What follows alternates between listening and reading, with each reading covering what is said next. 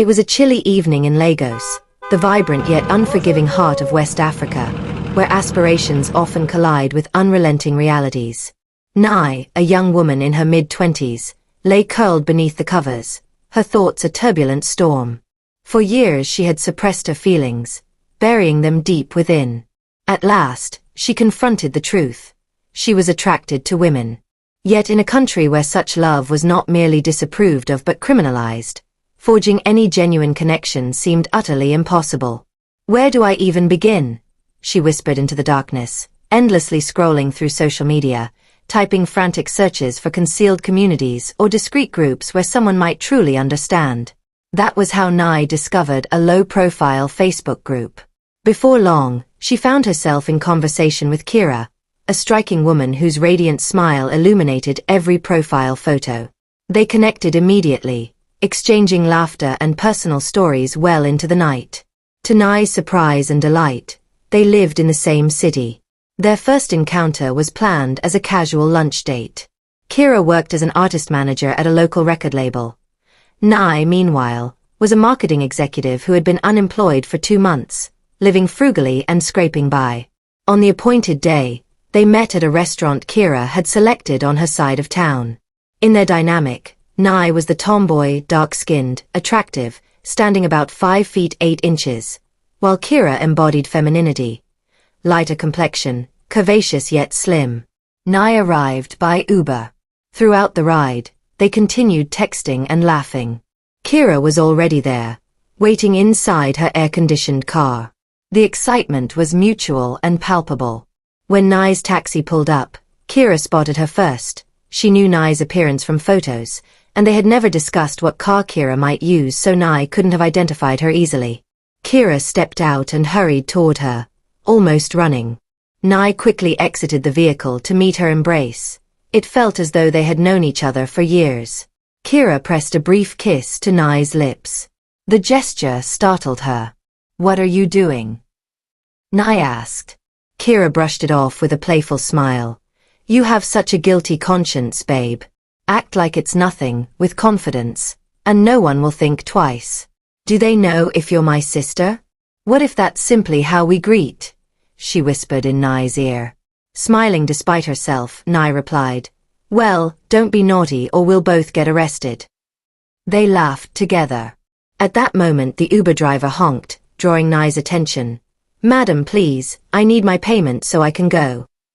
Nai apologized, retrieved her handbag, and paid him in cash. Kira called out warmly to the cab driver, "Thank you for bringing my sweetheart to me." He smiled, waved, and drove off. Nai teased her further. "You're such a handful. Do you realize what country we're in?" Kira responded carelessly, "Don't tell me you're going to spend every moment worrying instead of living freely and being yourself. The country can kiss my black ass." Kira showed no concern for discretion in an environment that could prove dangerous. Nai wondered silently whether this recklessness might become an issue later. She could not yet foresee the consequences of that seemingly innocuous trait. They entered the restaurant, a cozy venue with inviting ambience and refreshingly cold air conditioning that Nai immediately appreciated. Kira greeted the waiter warmly. They all appeared familiar with her. Nai teased, "You seem quite popular here." Kira explained with a smile that the owner was a friend. She frequented the place and had even contributed furnishings during its setup. She mentioned they maintained 8 discrete VIP rooms, always fully booked due to the restaurant's location, adjacent to a beautiful lounge, in the heart of Surulere, a bustling upscale business district on a discreet street with luxurious finishes. It was the perfect discreet hideaway for an adulterous rendezvous. One could meet a lover openly yet slip home without arousing suspicion. "No wonder the rooms stayed occupied year-round," Nai remarked. Kira agreed. She added that if the owner were in town, he could have secured one for them to relax in. Kira didn't want Nai returning to her side of town too late and admitted she already knew she wasn't ready to let Nai go so soon. Nai smiled. "I'm flattered. You're excellent company in person, every bit as energetic as on the phone, if not more." The waiter returned. "Ma, may I take your orders now?" "Oh yes," Nai replied. "I'm starving." Kira kept smiling and gazing at Nye. It was almost embarrassing, yet it made Nye feel cherished. Nye scanned the menu and ordered chicken pepper soup with bread rolls to start, plus a bottle of water and a Sprite. The waiter turned to Kira. "And for you, Ma?" "The same," Kira said. "Main course?" he inquired, glancing between them. Kira asked, "May I choose our main course?" "Of course," Nye answered. "I didn't realize that was the plan, but I trust your judgment." Kira suggested they decide together, soup and swallow, or rice. Nye replied, "Anything else, honestly. I'm tired of rice." Kira laughed heartily. "God, I like this girl." They settled on fish and chips with salad. Kira's upbeat, positive, vibrant energy was infectious. Their conversation flowed effortlessly. Careers, relationship preferences, family ties. At one point Kira's younger brother Theo called. Kira described their close, almost maternal bond. 7 years separated them. From a polygamous family, they were the only children of their mother. Their father, a university professor, had died young without a will.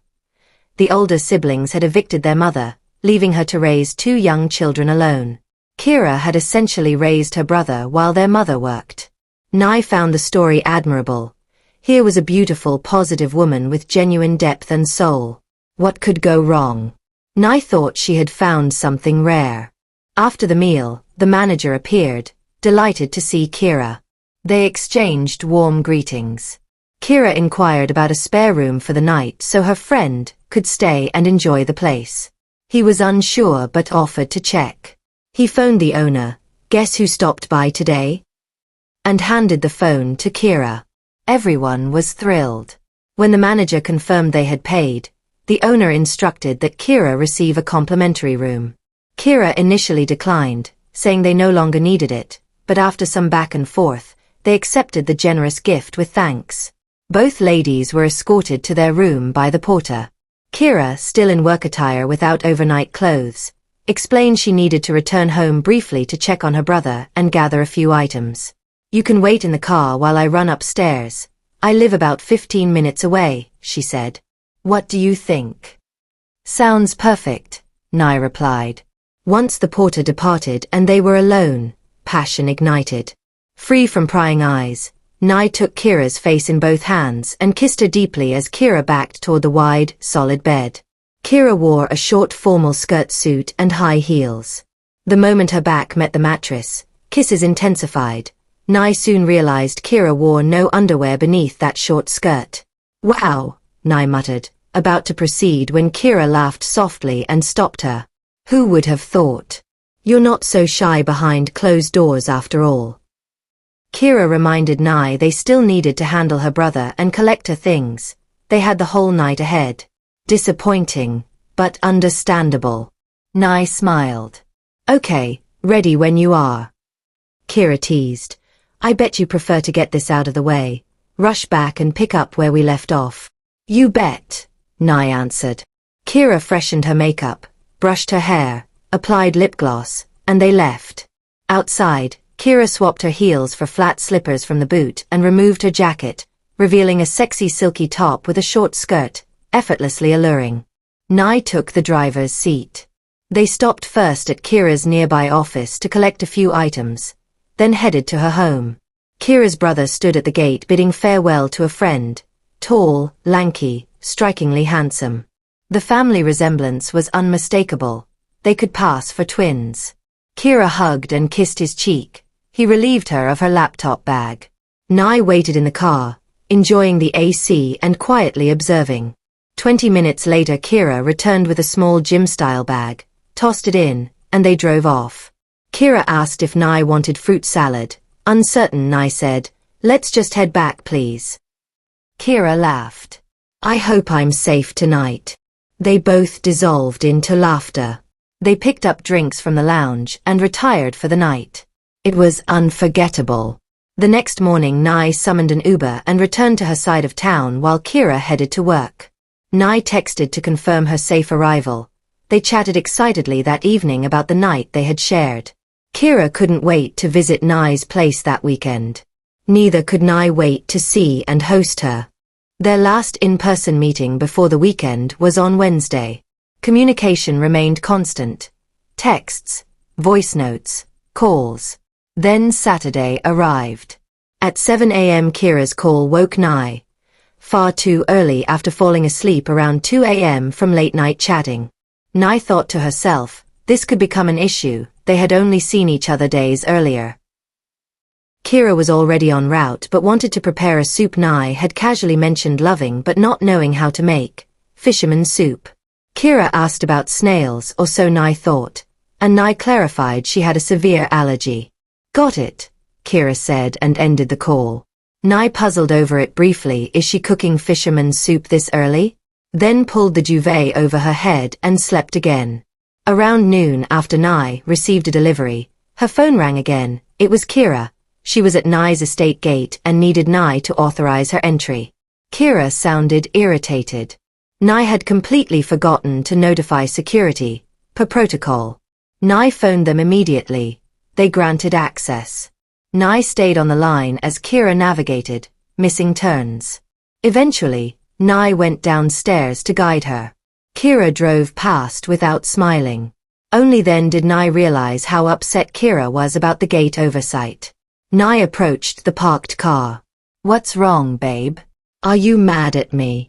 Nye asked, smiling. I'm sorry I forgot to grant access.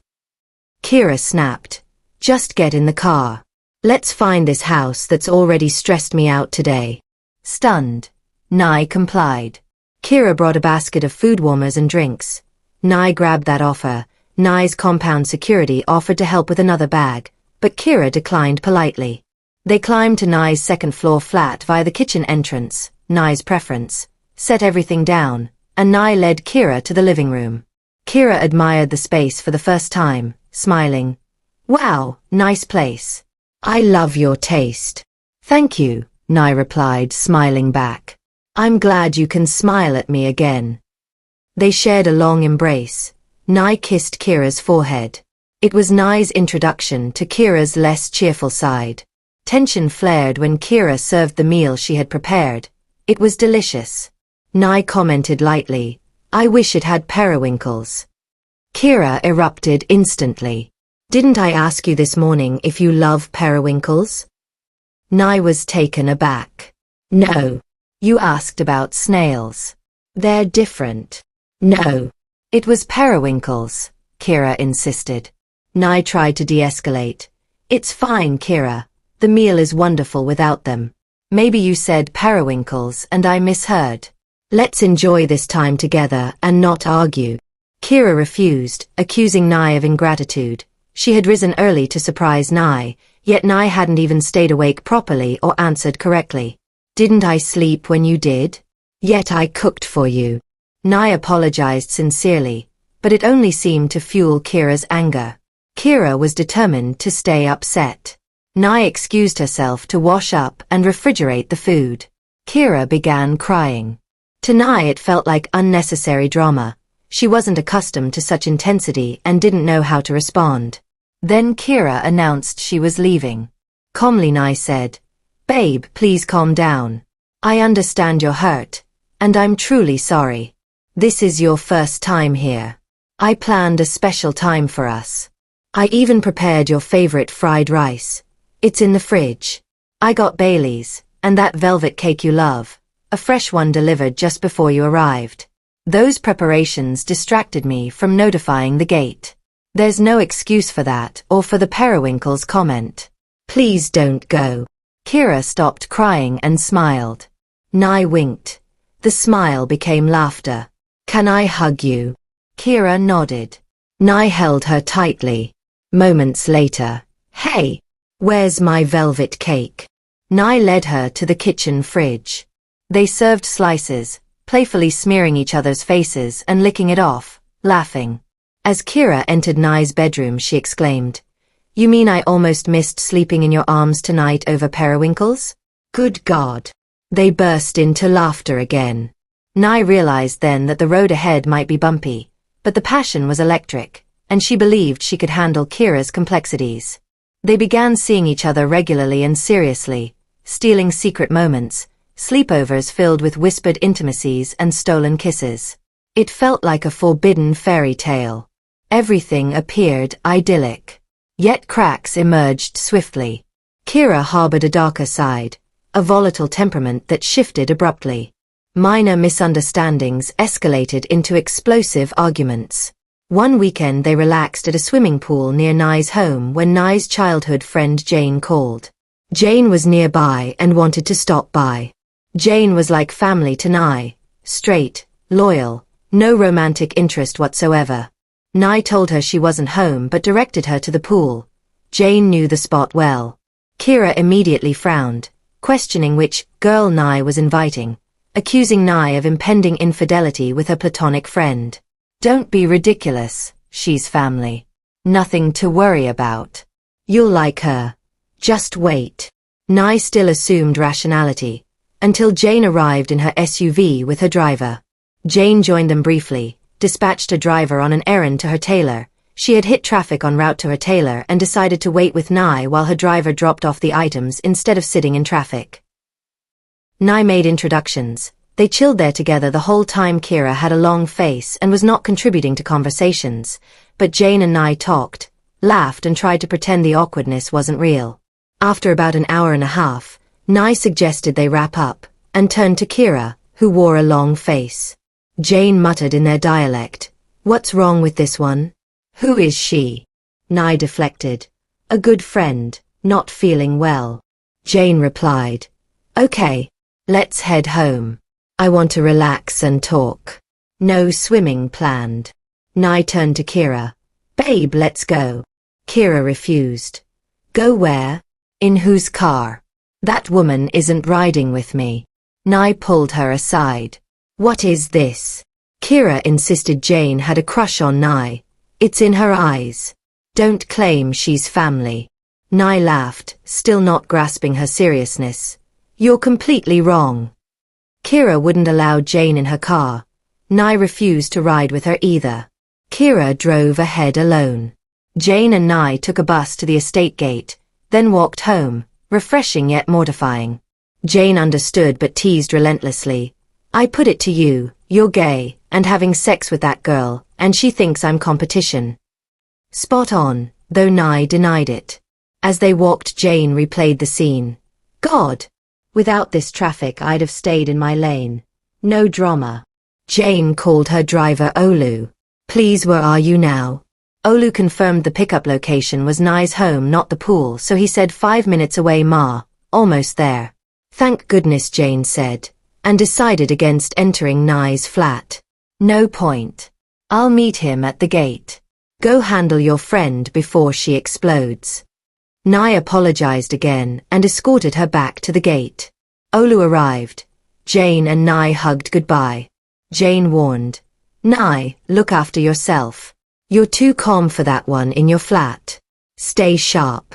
Jane laughed about gossiping to their mutual friend Lisa and drove off. Nye felt deeply embarrassed.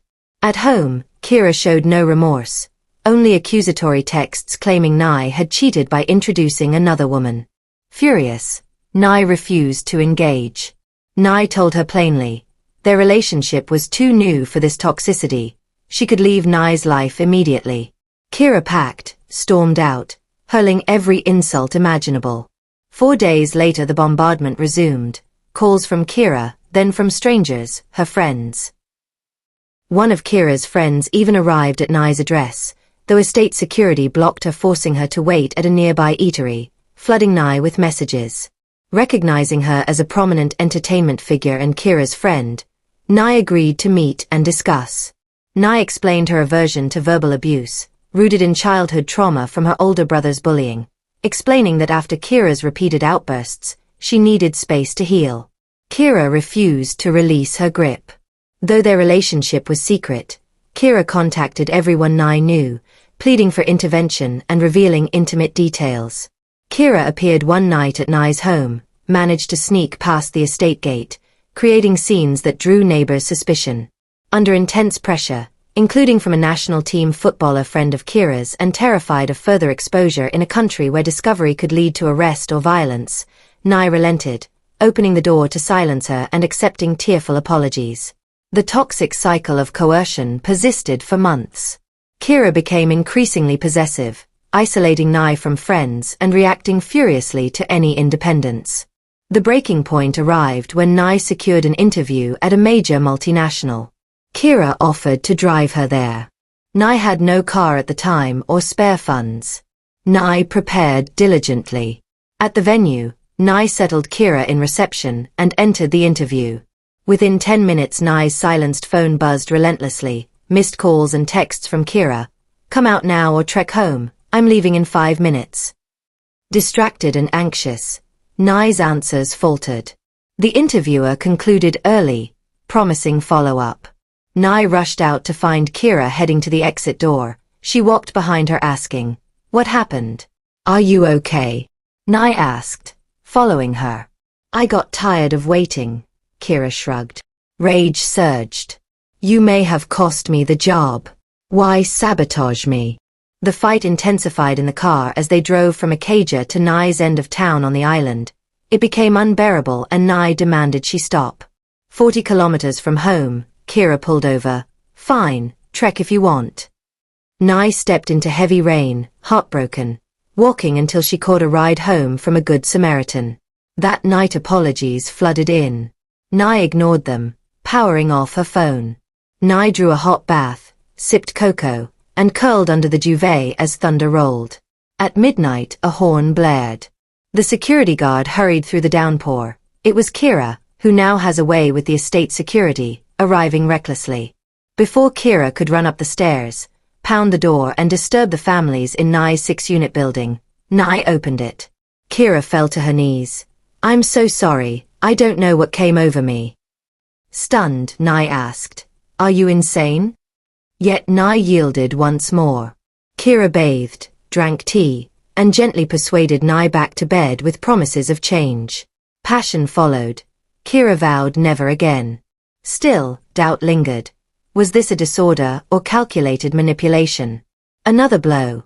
Nye's father was diagnosed with advanced cancer requiring treatment abroad. Amid the turmoil, Nye ended things with Kira after one fight too many. Nye prioritized her parents, hosting them while managing visas. Kira disappeared. No contact, no pleading. Freedom, at last. But once Nye's parents departed, Kira reappeared, mobilizing mutual friends to beg, even outing Nye to an unaware schoolmate. The humiliation was overwhelming. Nye capitulated again, but privately prayed, "God, remove her from my life quickly. Let her depart of her own accord and never return." The prayers grew fervent as weekly dramas continued. Kira would even jest, "We haven't fought this week yet," only for conflict to erupt soon after. It began to feel intentional, almost malevolent. Then devastation. Nye's father passed. Nye's brothers delivered the news harshly over the phone. Kira re-emerged, suddenly supportive, no arguments since the loss. With siblings abroad, Nye managed burial arrangements alone. Custom required repatriating his remains. Donations poured in from family and friends. Kira comforted Nye, ensured she ate and rested.